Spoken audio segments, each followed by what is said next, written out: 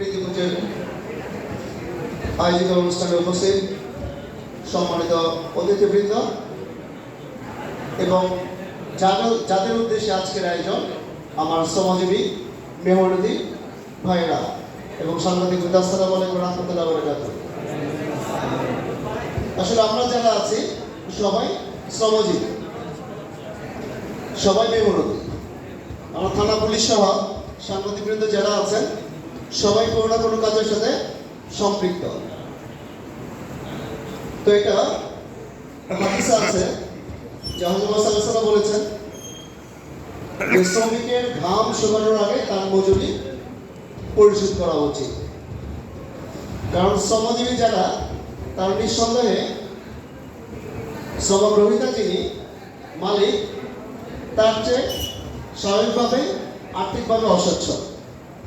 সে টাকার জন্য, তার সংসার চালানোর জন্যই সে শ্রম দিয়ে থাকে। তো সেক্ষেত্রে আমরা যদি সময় মতো আমাদের ন্যায্য পাওনা মজুরি না পাই, আমাদের ঘর সংসার চালানো, অন্যান্য সামাজিক যে কাজগুলি আছে সেটা স্বাভাবিকভাবে করা যায় না। কি চমৎকার কথা বলেছে আমাদের পবিত্র কোরআন, ইসলাম, হাদিস। ইসলাম হচ্ছে শান্তির ধর্ম। ইসলামে এমন কোনো কথা নাই যেখানে মানবতার কথা বলেন না, শান্তির কথা বলেন না। সেই কথাগুলি আমরা নিয়ে পবিত্র কোরআন এবং হাদিস থেকে নিয়ে আমরা যখন কথাবার্তা বলি, তখন এটা অনেকেই মনে করে থাকে এটা খুব চমৎকার চিন্তা ভাবনার কথা, ব্যক্তিগত কথা, খুব ভালো কথা। কিন্তু সমস্ত কিছুই কিন্তু আসছে হচ্ছে এটা পবিত্র কোরআন এবং হাদিস থেকে। তো আজকে যে চমৎকার আয়োজন করেছে এখানে